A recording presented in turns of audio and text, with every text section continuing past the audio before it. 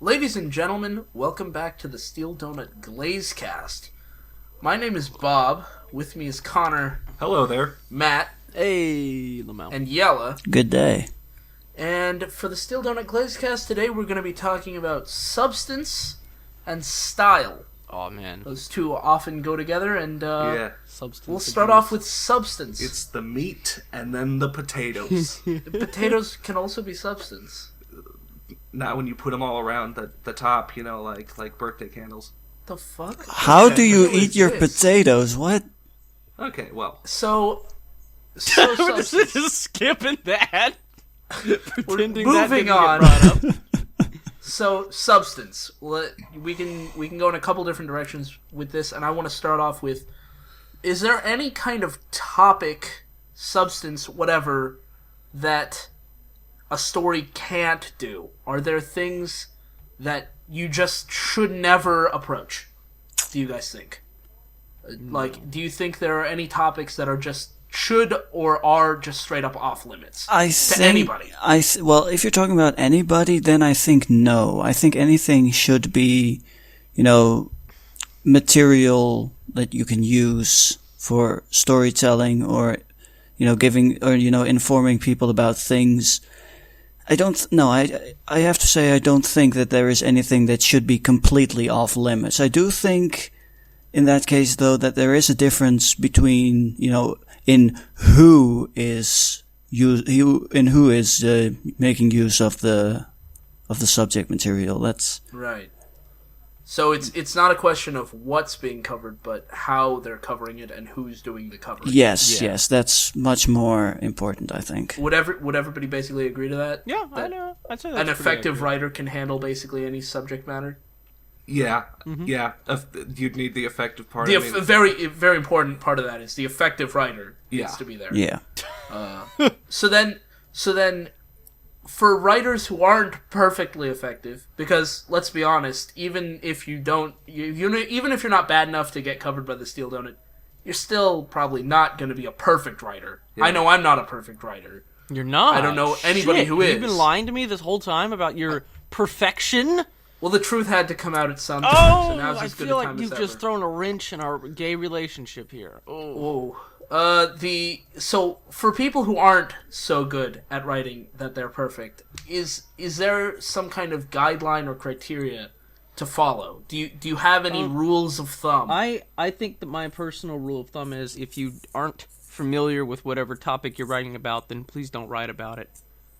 If you don't know what you're writing about, then I would say find out what you're writing about first and then write about it. If you know Yeah, what I'm saying. I was about to ask, like, would research suffice? Like, maybe interviewing someone, who does know about it, or Well, I was gonna say, learn about what you're writing about first, and then write about it. Like, do research on your topic, and then write about it. Like, I'm not gonna write about outer space without first researching at least something about outer space, so that my story makes any sort of sense to someone who already knows about outer space. Right. Yeah. If you're writing on a topic you're not familiar with, do research on the topic first, and don't just go balls in, and just say, I'll just make up stuff, and no one will care because no one knows about this. And obviously that's not necessarily obviously that advice sounds very pertinent for somebody writing a research paper. If I'm supposed to be writing an informative essay about something. I mean that for Obviously, fiction. but for fiction, The Martian just became a movie. The book was written in parts, and the guy who wrote the book spent a lot of time looking into the science behind landers and what is feasible and what's not feasible and what the atmosphere is like, and he took some creative liberties here and there. But there was a talk that he did with Adam Savage and Chris Hadfield, the astronaut, and it's a really interesting discussion they have, because it was like just before they went and sat down and watched the movie, and they all had different takes on the science behind what's going on and the process. And so for him, he had to do a bunch of research into space stuff, landers and atmospherics and ground stuff and geology and all that crap, and biology because his character's a biologist. And if he hadn't done that, he might have made some educated guesses which may or may not have panned out. But more than likely not. Yeah. Yeah. So what about touchy subjects? Can somebody, unless you had something? I mean, just don't go write something because it's like the hot thing to do. Don't jump on a bandwagon. I would never, if like murder mysteries started being really popular, I'd still never write one because that's not my type of thing. I wouldn't enjoy doing it if I just tried to do it without really learning how to do suspense or whatever. Yeah, that makes sense. I probably can't write those more intricate things, so it'd probably come off as garbage. No, I hadn't thought of that. Yeah, no, it's it's not just knowing about your subject material or being interested. You really have to want to write about what you're writing about. You have to have some sort of drive or passion or reason why you're writing about what you're writing, because like Connor said, if it's just the flavor of the month, then probably what you're going to write is complete garbage because it's not you. Right. I mean, that might be a useful exercise to see someone else's thing and see if you can do something similar. That might be a useful exercise to you, but that shouldn't be the way you decide what your subject is going to be or what your story's main meat is going to be based on what other people want, because the words you pick in your story or the individual pieces, they should be for the reader or viewer or whatever. But the actual thrust of it, the whole reason why you're doing it should be for you. I mean, good writers write for themselves so that they can write something that they'd be happy to read. And then they're tuning it up to make it publishable so that other people can see it. And that sounds sort of selfish, but it's how the best things are made. Yeah, if you're not invested in it, then nobody else is going to enjoy it, and your lack of investment is going to show. Right. So if you're not interested in, topic X, don't write about topic X. Don't try to make that the subject of your We could tell when thing. We could tell when you don't give a shit. Yeah, it's really obvious when you don't care. It's a lot easier in visual media, movies and TV shows. Right, yeah. Like if they're trying to, they're trying to make an action movie and they think, oh, we've got to include a romance subplot. So they throw one in there and you're like, this romance seems really phoned in. Yeah. We can tell. It's totally obvious to the rest of us that you had no interest in putting a romance subplot in there. But you threw one in there because you thought it would be better for the movie. Yeah. In written works, there's, kind of a vaguer middle between, are you ambitious but just bad? Or are you just, following the line, I guess? Right, yeah. Are you unambitious but, I don't know. Can write a lot quickly. Yeah, right. It's quality versus quantity. Mm-hmm. So then let me ask, kind of change gears a little bit. So substance, right? What about things that just don't have much substance at all? You read a 300-page book and afterwards you go, I'm not sure what I got out of that. Well, I think something that you see a lot in the fan fiction world that is very much without substance, yet there is still a pretty big audience for it and a lot of people are very interested, are the so-called fluff pieces. Yeah, and I mean, even the name fluff kind of tells you. It's got wisps of substance, but for the most part it's just air. For the most part it's air. That's why it's called fluff. Usually it's very, sometimes somewhat overly sweet, just two people in an extremely happy relationship where nothing really happens to, make it interesting. Is usually what happens in the fan fiction world. But you see, on one hand, of course, there is an audience for that, and most probably the person who wrote it had a lot of fun doing it. Sure, yeah. And it definitely applies to what I was saying earlier. And I cannot fault people for writing it. Sure, they were having a good time. Other people are having a good time. I'd say everybody wins, but at the same time, sometimes you see people who either attempt to write fluff, like they try to write without any substance, but because they cannot do it, they start adding substance. And it makes the fluff too dense. I guess you mix could, the metaphors. I guess you could sort of say that. In that, the thing that happens is you get something that as you read it, you get the feeling that the author was trying to actually have some plot, have something there, but they had to stop themselves from doing it because that was not what they were trying to do, and that really, it just feels all wrong. And at the same time, if you try to write something with a lot of substance, but you're not able to get that substance in because you don't want your characters to have a bad time or whatever. Right. Then you get the other side of the equation where you see something that tries to have a lot of substance, but the author is just unable to add in that substance, which also makes stories completely fall flat on their face. And it would be hypocritical of me to tell writers you need to write something that you're going to enjoy and then immediately turn around and say, well, I don't enjoy fluff, so you shouldn't write it. Which is why I think I don't enjoy fluff. If you write something that's supposed to be fluff, I'm just going to skip it. I don't even care.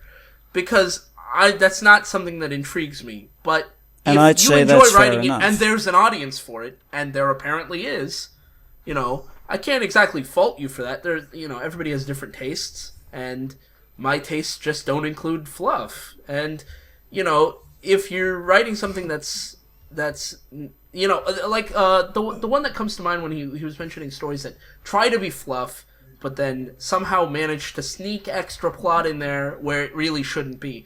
It's that one, Kuragane's Confession. Really? I don't remember. I mean, that one, the reason that one seemed so strange to us was partly because we didn't know what this universe was that it took place in, and also because it's actually the conclusion to a longer story that we couldn't find until we got a link to it later. So at the time of recording, it was just like this one scene where Kuragane and Miho-chan are talking to each other about... Oh, that one! Yeah, they're talking about how, like, they... something or other... They'll be together forever, and then something about at that world, and, like, because we don't have context, it seems like fluff that has weird bits of substance thrown in there that we don't understand at all. Yeah. And in that case, it was a matter of we didn't have the context for it. But I mean, and that's not really on the author. His grammar issues, that was on him. But like, the lack of context wasn't really on him. But there are plenty of other stories that try to do fluffy, these two are just together and they're happy, and for whatever reason they feel like they have to throw a conflict in there where, again, they don't fluff. Yeah, you don't need it. It's fluff. It's like the author is like, I have to have a conflict in there, while they don't really want a conflict to be there. I really want a soft pillow, but I don't want it to be too soft. Better throw some nails in there. Remember? Yeah, exactly. Star Wars Episode 2, where they had a conflict in there just because they thought it would make the love better. Which Star Wars the movie Episode 2. Do you Attack the Clones? Attack of the Clones? Okay, yeah. I wanted to make where sure where they had a love story, right? And they had a conflict in there just because I guess he thought it would make the love story better when the conflict was utterly and completely pointless because it didn't add anything. Yeah, that's true. I mean, it was just supposed to bridge the gap to Episode 3. I meant the love conflict, like we can't be together, but we got together anyway. Like, that was completely pointless. I guess, yeah. There was no character development in between. We can't get together. They were just like, we can't get together. We can't get together. Oh, we got together. Their love conflict was utterly and completely pointless. That's true. Yeah. It served absolutely no purpose other than to quote unquote build tension. But because the characters were so, it was no substance. So then it's intended to be substance. It's intended to be heft to the story. It's supposed to give depth to the characters and depth to the plot, but because it's inconsequential, it just doesn't add any. Like it's like It's like you try to have substance in there, but in the end, all it is hot air. Yeah. I mean, It takes up volume, but it is not Takes up screen time, volume, word count, but it doesn't actually add anything to it. exactly. You look like you were going to say something.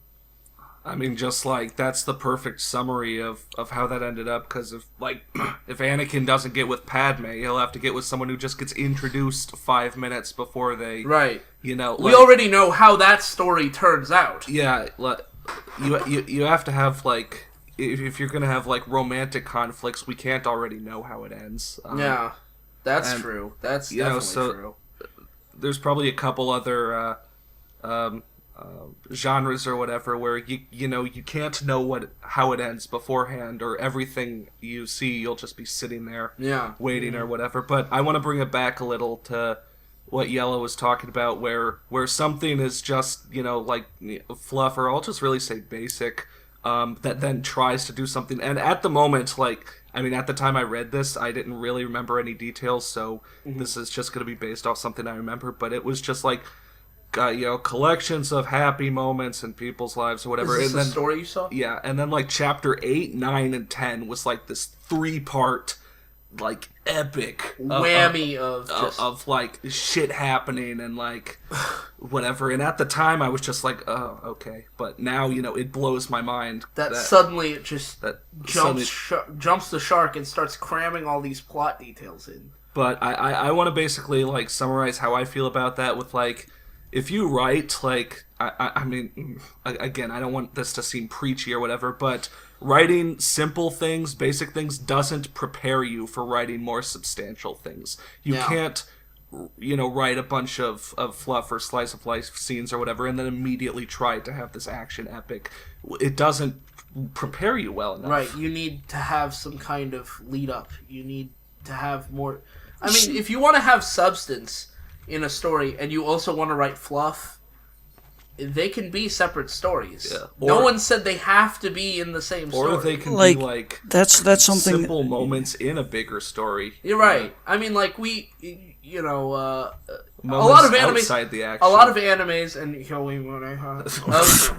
have beach episodes, right? Yeah. And those things are usually supposed to be a little bit of fan service and a little bit of fluff, just kind of tossed in there to lighten the mood. Yeah. But most animes, even the bad ones, don't stick them in all the time and don't make them too long. They're just kind of there once in a while, Yeah. And then there's... And then they move on. They move back to the plot. Instead of making it like the first 10 episodes, the first season was all at the beach, and then suddenly they're fighting a giant dragon. Like, what? No. There's either a progression... or you see it occasionally, instead of just dumping it one way or another. And as Connor said, I want to take it back a little bit real quick. As Connor said earlier, with it can be separate stories. I've seen authors do that, and it works, where they have like this long story that has a lot of, that's like. There's a lot of stuff happening. There is a romance happening while there is also political intrigue, and it all sort of entwines, and it's sometimes really complicated. It was a very well written story. And on the side, the same author had written a couple of one-shots that took place in the same universe in between certain pieces that were just, filler. That was pure fluff. Right. And because they separated it didn't disrupt the flow of the story. And if you still wanted to see some, daily life of the characters, of what happened between then and then, or something from a different character's perspective, you had all these separate one-shots that you could look at. Right. And that works, because you separate your substance in a way, like, you... everybody has diverse interests. If your interests are in, really heady, deep, intricate plots, and you also have another entirely unrelated interest in fluff, you don't have to try to make all those mash together. I mean, like, I have an interest in, philosophy. I also have an interest in computers. I also have an interest in gaming. I also have an interest in science.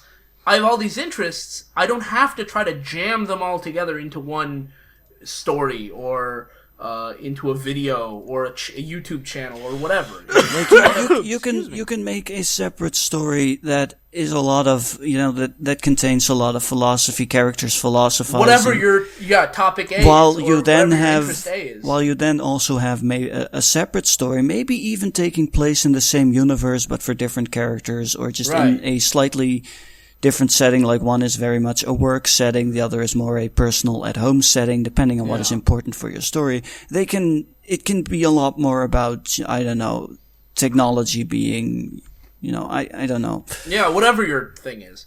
Yeah. Here's another direction that I want to ask. Fluff is kind of one extreme. Lack of substance. Yeah. What about stuff that has way too much substance? And I don't have a specific example for this, but I will bring up, you see this sometimes in documentaries, which is a weird place to even talk about it, but documentaries are supposed to be telling you stuff about a subject. And if they're not interesting, they might have loads and loads and loads of great information that's very, it's true, it's, it makes sense, there's consistency, it's all valid stuff, but it could be boring as hell because you're either overwhelming the viewer with substance or they have no style, which we'll get to later. But when they cram way too much into the story, way too much detail, way too many events, how can writers avoid that? What kind of writers do that? I want to open the floor. What do you guys think? Does it happen often? Do you guys think it doesn't happen very often, but you've seen it? You don't think you've ever seen it? I think it happens more that people just write with complete lack of substance. Mm-hmm. But there have been cases where there is indeed there is so much, either there is a lot of shit happening simultaneously, or the thing that is happening is described in so much detail that you can't make heads nor tails from it. Yeah. I have an example of something that we've read that just has way too much substance, but it's also because of the author completely failing to help us out. Mm. And that is our boy or girl Shiro Haruno. Oh man, yes. We've read a story recently, Friends for Life or Not, where just so much shit is happening back to back to back to back, and Except you're like chapter 2 and chapter 6, yeah. And you're like, whoa, calm down, slow down. Let us get up to speed. You're right. We're trying to grapple with the basic ideas you've got here, and you've already moved on to some new plot. I mean, like, characters are talking to other characters who are interacting with other things while other random crap happens, and suddenly it's like 12 hours later and you don't know how you got there and you can't actually remember anything. No. Late for school. Yeah, there was a late for The thing is, like, in the... part of the problem there is the grammar. Yeah. Right? This is... hopefully, a non-English speaker. Yeah. But the Friends for Life or Not, even if it was perfect grammar, it would still be so fast-paced that we wouldn't have a fucking clue what was going on. Just stripped out everything that, like could have linked the actions and given breathing room. Yeah. So there's no breathing room. And, I actually have a different example. There's a story we read... Connor and I found this story. It was, it's all right as far as I guess it's not really all right. But the guy writing the story, he has a section where one of the characters is supposed to be finding out about some of the other characters, and he gets a report about those other characters. But instead of just summarizing the report for us, the readers, or instead of telling us the reaction that he read the report and went, oh my god. Instead of that, he just typed out the entire in-universe report and put it in italics in the story. In full. What? Paragraphs and paragraphs and paragraphs of a report. So we're seeing main character reading a report, and then we're seeing the entire report. With all the extraneous details and it's so hard to get through. Yeah.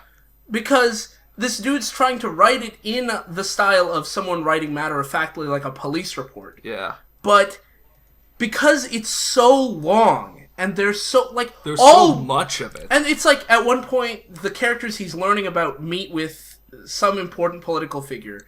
All we'd need from this is main character opens up the report, and it says, main character skimmed the report. Wow, they met with this person? They must be bigwigs. Or something like that. Why do we watch the news instead of watching C-SPAN? Right. Because we don't want to watch a 6-hour hearing. We Right. want to get the... I want to get the snapshots. I don't give a shit about the entire report. I don't need to hear the entire report. We're not gonna grade your report on, your report in the story. And I even messaged the guy. I said, why do you have the entire report here? Seriously, cut all of this out. You can cut all of this out and replace it with, maybe a paragraph. Two or three sentences a couple of, to the summarize most the important, points. yeah, the most important points. We only need those. The rest of the information, hell, you could even, cut out some of the already important information and maybe, have reveal it later. Yeah, reveal it later. Leave some tension there. We as reader don't have to know everything quite yet. Instead, it's literally a lengthy section where and it's the chapter itself is pretty long, so it's not like it takes up most of the chapter. It actually only takes up a fifth or a sixth of the chapter. But it's so long that my eyes are glazing over this section of the story. Let alone when I was reading it. I don't care. Maybe if I wanted to read a report, I'd be down for it, but I want to read a story. Right. If you wanted to include the report as a side thing, again, you could separate. If you have a penchant for writing reports, you can go ahead and write that report and save it to your account, your fanfiction.net or Fiction Press or whatever account, as a separate thing, and say, if you want to see you can even write, I wouldn't even give you shit if you put an author's note there, and it says, in the middle of your story as an author's note, if you want to see the full report, check out my story blank. I'd be wow, you shouldn't be doing that, but at least you didn't put it here. You said you wouldn't give him shit for it. I mean, I won't give him as much shit for it. Okay, yeah. But it's astonishing to me. Yeah. Don't do that. It's so much. There's a point that's where you've hit the point where you've got substance, for sure. It's relevant to the plot, but you've got so much there that the reader doesn't know what to pick out from it. There is so much. If you just give us a summary, if you give us main characters' reactions to it, like he says, it seems like these guys might be a danger to us. If that's all he says in response to seeing this report, then we know what we were supposed to get out of it. But if we read the entire report and the main character just goes, and then the scene moves on, then we don't know what he got out of it. All we know is what we got out of it, and we might not have gotten the things he did. So he might have noticed, he might later come up and be like, that's the guy, I recognize his ring, and we go, huh? What? Let me grab the report, let's see if that was there. Right, and then we have to go back. We're not trained to read police reports, basically. The main character is, please have the experts, get conclusions for us. Right. We're dumb. When you need substance, that doesn't mean you need to fill up your space with lots and lots of details. That means you don't need to give us the important ones. You don't want to have so much substance that it is hard to chew, let alone swallow. Yeah. And part of that is, check this segue out, style. Whizzing! Oh, snap! That was quite a segue, I'm sure. I'm sure everybody agrees. And that was a very stylish segue. Oh! I will.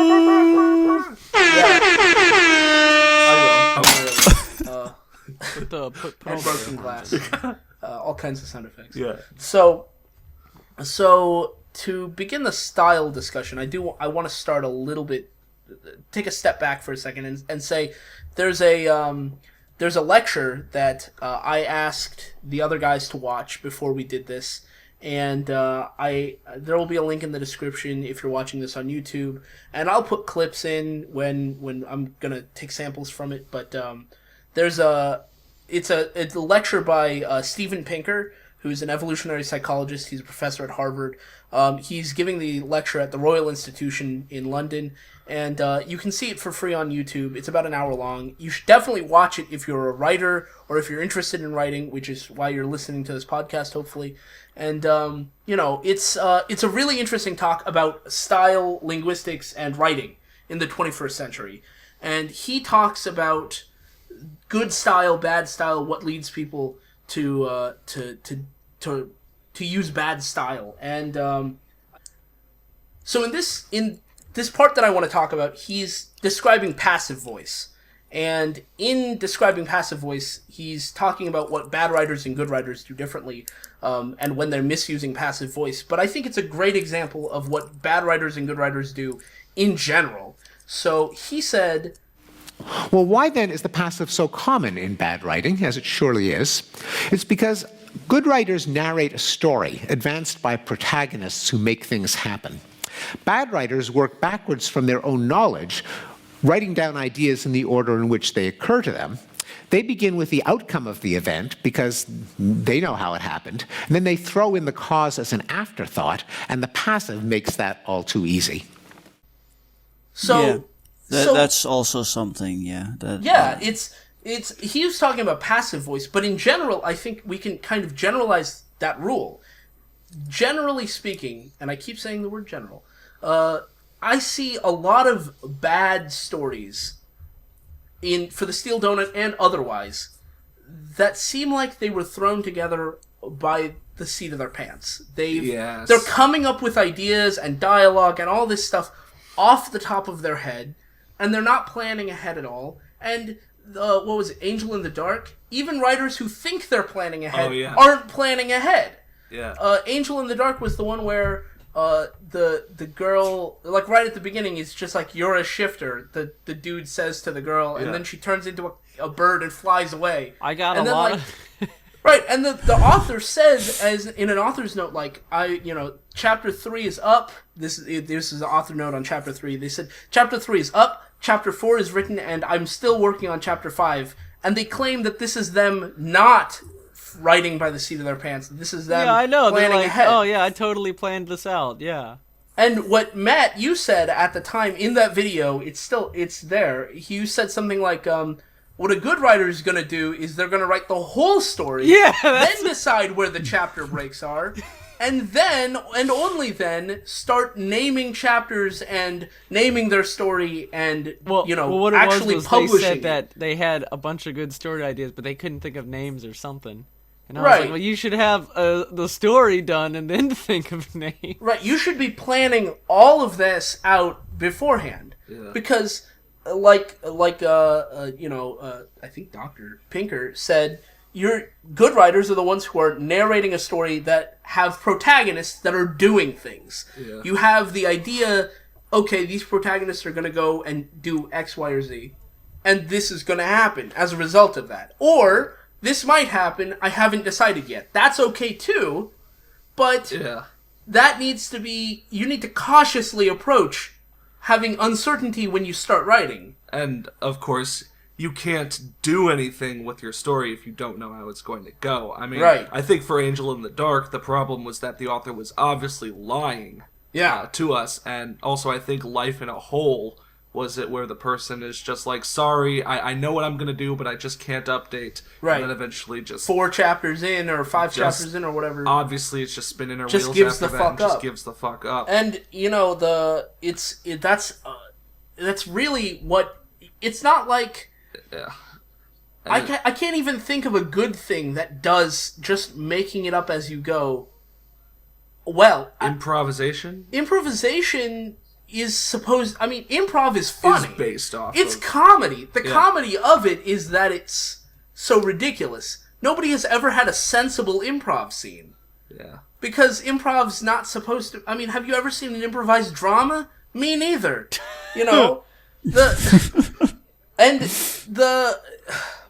Should make it happen. Yeah, we should. We should make an improvised drama. That would be incredible. The real challenge will have it be not funny, or at least not ridiculous.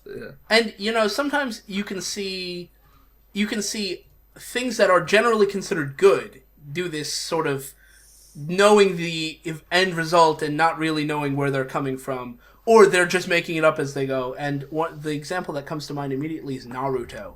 Naruto started off as a thing about a bunch of ninjas, and they're learning about, how to be good ninjas, right? And the more and more the story goes on, more and more powers get added. Dragon Ball Z is a great example of this too. More and more stuff gets added on, and it's just getting further and further away. And so, you might be able to maintain a consistent sort of feel, more or less, but the plot's just getting away from you. And unless you can manage to keep the same feel, it's gonna be really jarring to the rest of us, because we're gonna notice.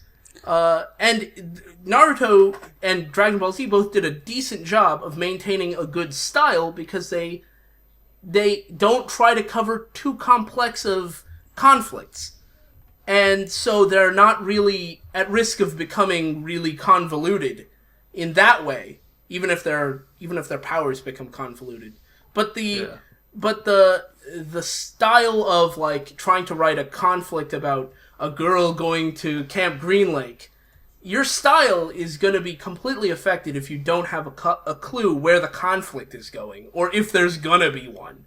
And if you don't know what kind of conflict you're doing beforehand, you can't even establish a style beyond, my character's really annoying, or quote unquote really cool.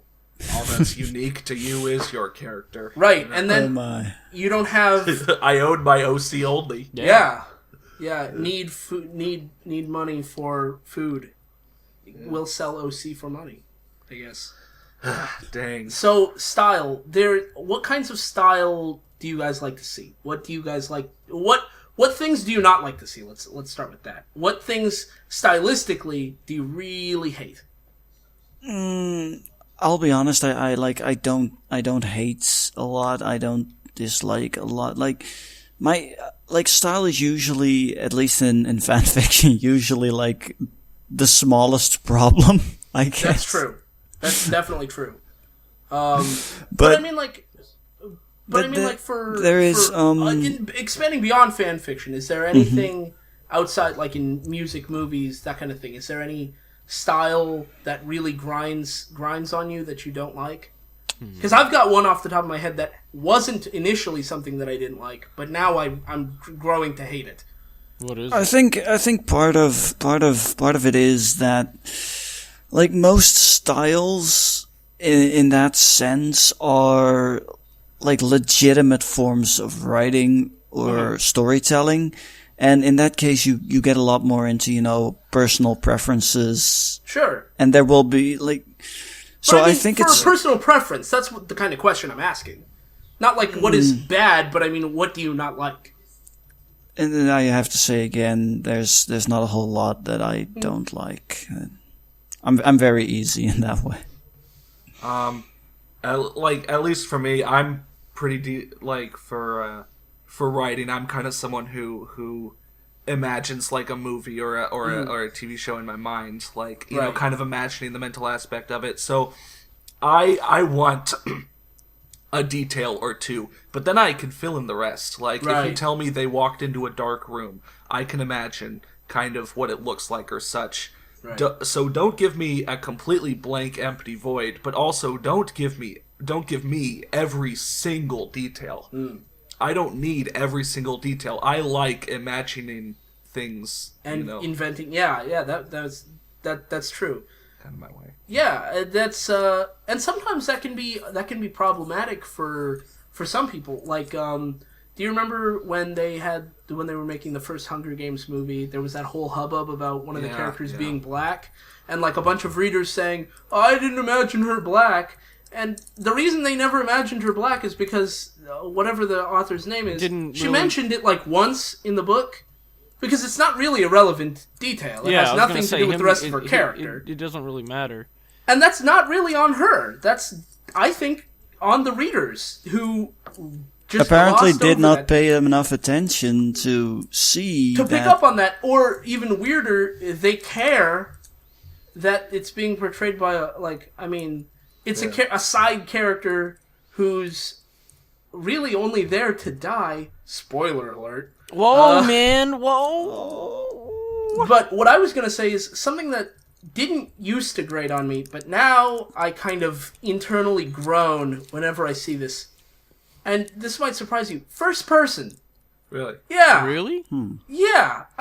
I read first person, and honestly, I don't care. Like, most people, it's not like they're easy to read, you know? It's just that most people in stories or in movies or whatever convey enough emotion through their actions that I don't need to hear their inner monologue. And I don't need to hear them tell me the story. I don't care. You know, I'd much rather just see the story from a third-person perspective where one character can do and say things, and then another character can do and say things, and maybe you follow one of the characters, but when it's inside his head or her head, I'm getting a bunch of extra details about this person that don't actually add anything for me. It doesn't make it easier for me to... maybe I got to identify that they like or dislike something, but I could have gotten that from their actions. I don't need it in first person to understand that. I don't need to be... just because it's in third person doesn't mean you can't show us their moments alone. Doesn't mean you can't show us their actions in relation to each other. It also does not mean that you cannot show what is exactly in their heads still. Sometimes. Yeah, but when I hear people saying, when I'm reading and it's, I'm walking down the hall and I bumped into this thing and, my pants fell off, it doesn't add anything to me. Doesn't add anything for me to hear it in first person that couldn't have just been in third person and probably been clearer for me. Because sometimes especially with fan fiction, sometimes it's hard to figure out whether or not they're writing in first person because they're trying to give us an insight into the character, or because they're placing themselves in the story, or because they want you to place yourself in the story. If they want you to do that, then they shouldn't be writing about the emotions that the character feels. Because second person, there's a reason that most books aren't in second person. It's because you can't decide for the reader how the reader is going to feel about something. And when they're writing as a self-insert, that's just something I don't like to see anyways. I don't think anybody likes to see that, whether it's third or first person. I think people inserting themselves. I think first person can be done well, and I don't have anything against. Like I said, I like most things. I have nothing against first person in and of itself. However, I have seen a lot of atrocious use of first person, where people write their first person story as if they're, but it starts, like, I remember reading this one particular fan fiction where a story literally started as follows. Hello, my name is... I saw that and I was already like, nope. Nope, let me get out of here. I'm backing off, I'm not interested. Get the flip out of this story. I have nothing against first person in general, but please don't start your story with, hello, my name is blank and I am a insert job here. Right. Hello, my name is Matt and I am a professional loser. What do you mean? I've established the situation quickly. That's what I'm supposed to do, right? Yeah. But on the other hand, what you said about you can also do a lot of that, what a first person story can do about, showing what a character feels and things and stuff, that you can also do that in third person. I read a really good fan fiction that was in third person, but was clearly from the perspective of the protagonist, because the story,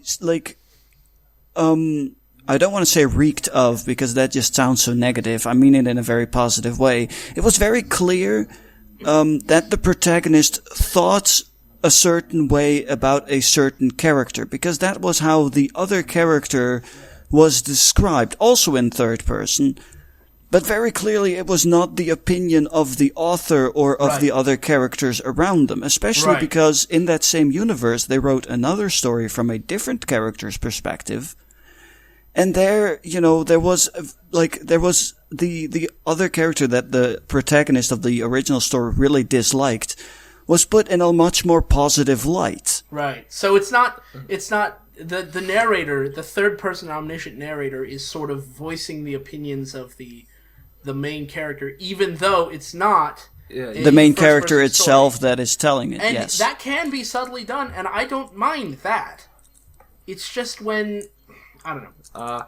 Just as a quick aside, we found a story recently that is only in what we can describe as third person, because it's normally first person, but every time the main character says something, it's always said blank, like the name of the actual like if character. the main character's name is John, I don't remember what the name was, but if it was John, it was like, I walked up to Connor.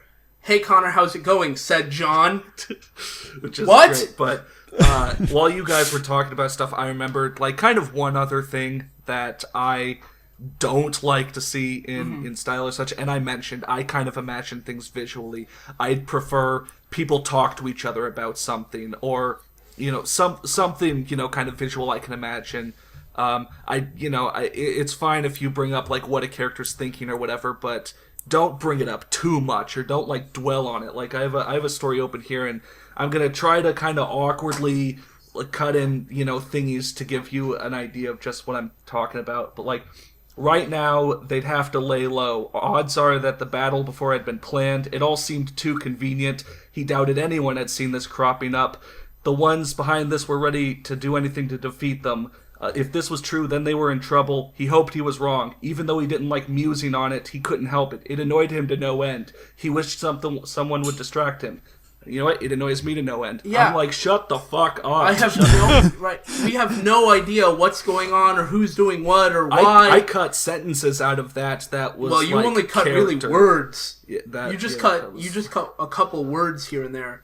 That's multiple paragraphs of just running laps around a topic. And this actually kind of brings me to another thing that that comes up near the end of the talk that I asked you guys to watch. The Steven Pinker lecture. Yeah, the Steven Pinker thing. He's talking about the curse of knowledge, and it's also called mind blindness or the other mind's problem. And it's the idea that once you know something, it's hard for us. Once a person knows something, it's hard for them to imagine somebody else not knowing it, or imagine what somebody else who doesn't know it would do or think or whatever. And even though that's a problem very easy to detect in children, it also exists in adults. And Pinker said, I think that the curse of knowledge is the chief contributor to opaque writing. It simply doesn't occur to the writer that readers haven't learned their jargon, don't know the intermediate steps that seem too obvious to mention, can't visualize a scene that's currently in the writer's mind's eye, and so the writer doesn't bother to explain the jargon or spell out the logic or supply the concrete details, even when writing for professional peers.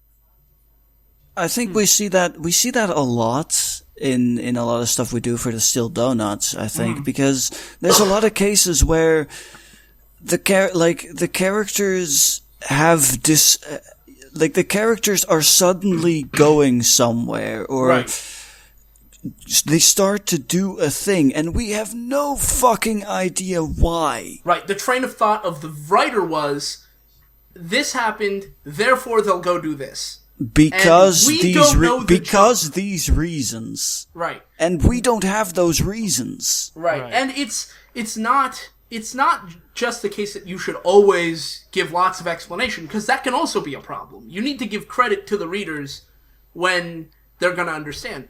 But really the solution and actually, here I'll just insert another clip. So how do you exercise the curse of knowledge? Well, the traditional solution is always keep in mind the reader over your shoulder. That is, empathize with your reader, see the world from her point of view, try to feel her pain, walk a mile in her moccasins, and so on. Well, this is good advice as far as it goes, but it only goes so far because a lot of research in psychology has shown that we're not very good at figuring out what people know, even when we try really, really hard. A better solution is to actually show a draft to a real, live, representative reader, and you will often discover that what's obvious to you isn't obvious to anyone else. You can even show a draft to yourself after some time has passed and it's no longer familiar. And if you're like me, you'll find yourself thinking, that wasn't clear, or what did I mean by that? Or all too often, who wrote this crap? And then rewrite, ideally several times, with the single goal of making the prose understandable to the reader. Which seems obvious. That advice seems totally obvious to people who aren't retarded. But like there is a reason that fan fiction itself, like, has even this have whole a beta system. this whole beta reading system, and they encourage people to, hey, try and find somebody who will be your beta reader. Right, and part of the problem there is it's not with the system. The system itself makes sense. Fanfiction.net did a good thing by including the beta reader system. The problem, I haven't used it, so maybe it's a garbage system, but It's the concept... it's not that, I've actually seen it some, and it's not that great, and I highly recommend using Google Docs instead. Right, so the implementation may have its issues, but the idea is a good one. The idea is solid, yes. But the problem is, partly the problem is that the community of people who are reading, a beta reading for people, generally speaking, aren't that good of writers either.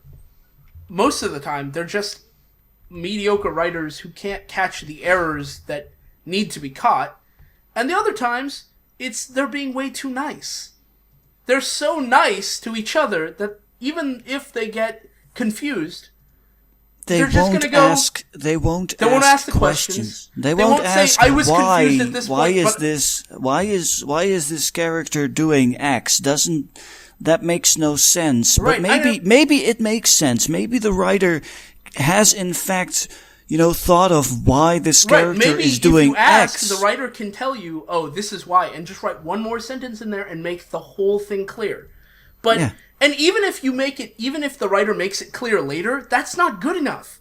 Because when you're the reader, you shouldn't be reading the story and feel utterly baffled for 5 minutes until you get to the real reason.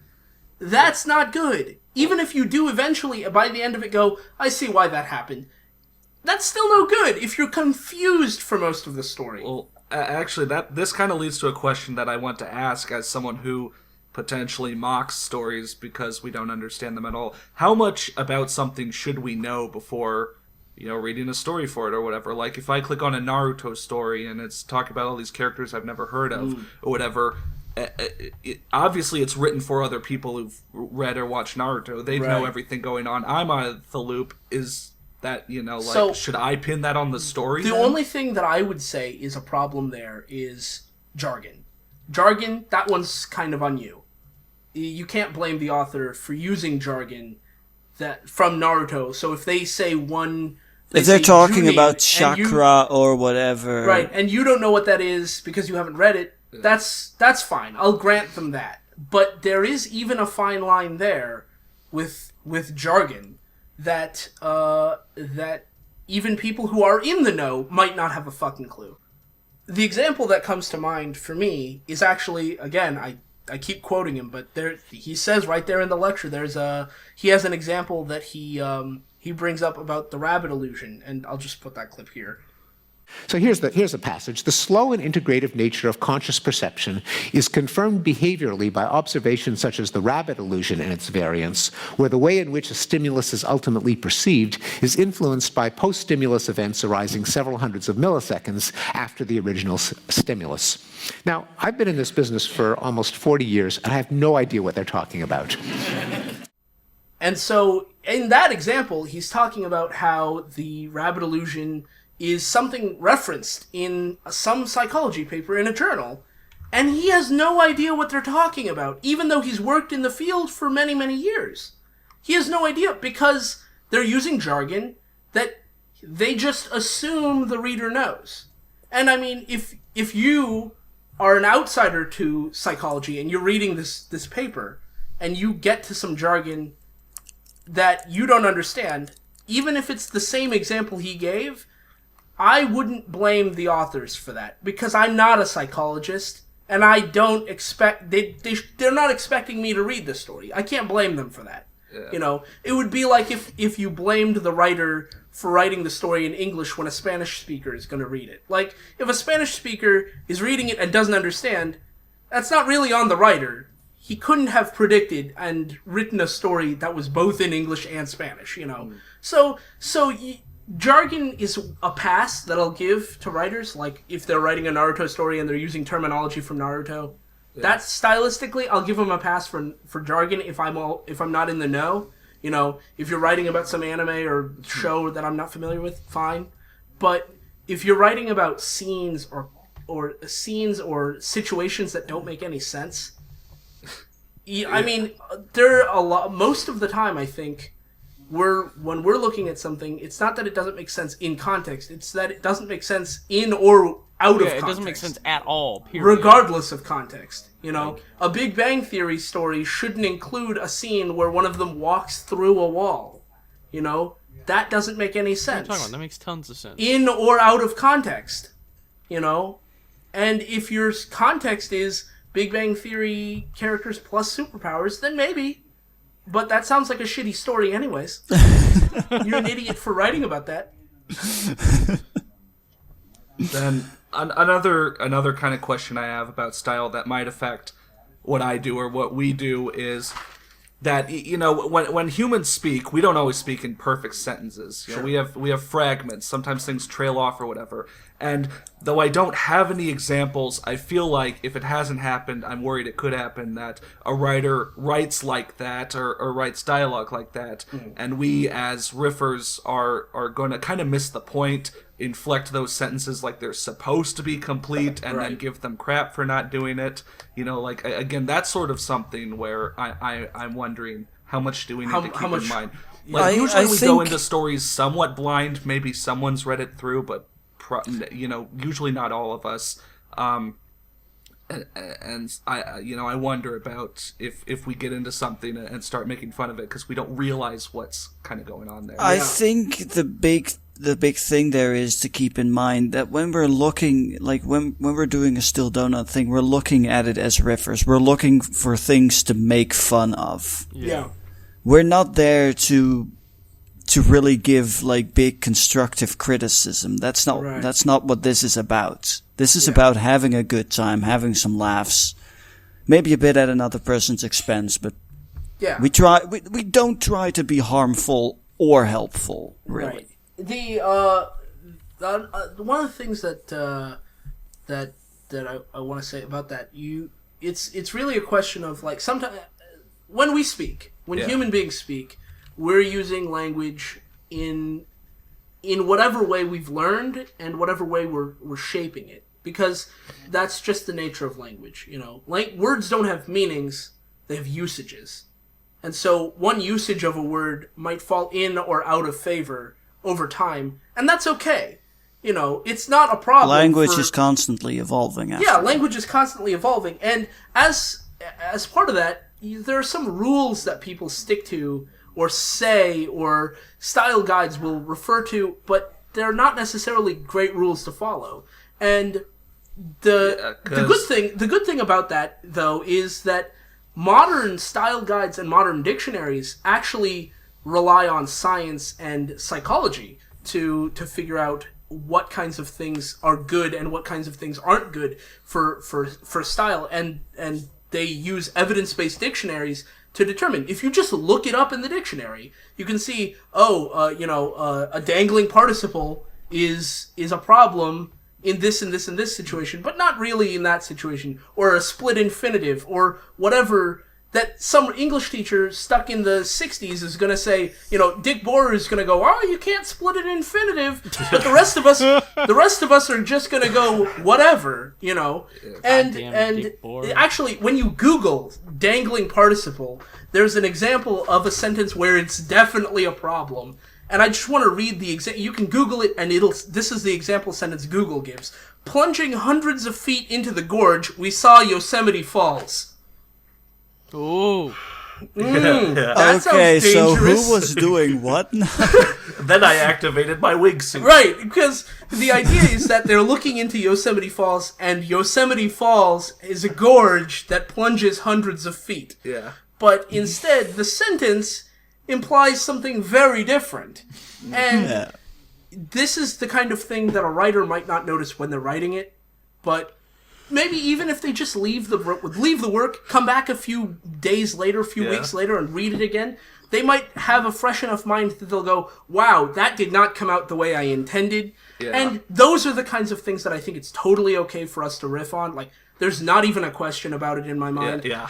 But when it's something that's kind of, a grammar error that somebody might say out loud because of the inflection, I think that's I think that's still okay for us to riff on, but because the writer should have read the story back later or had someone else read it and point out that this is where you've got a problem. Or like an imperfect sentence or such. I'm not asking for absolute, perfect back and forth interactions or whatever. That's how you get shitty TV dramas. That's how you get always having the zinger at the right moment or whatever. Nobody gives a perfect zinger every single time. But I mean, if we see just a ton of ellipses or whatever, people trail off sometimes. They don't trail off all the time, so. And nobody People has do actually finish their periods. sentences. Or 2 periods. Or 2 2 periods is nothing. 1 period ends a sentence.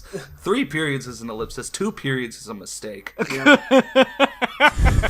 periods is a mistake. That's just I'd agree with that. Yeah. So I think that basically covers it, I think. I mean, I don't know. Well, one thing I do want go to really quickly say and sort of get back to is that, is again the nature of riffing itself is to laugh at, to make fun of. Like, we can make fun of everything and anything.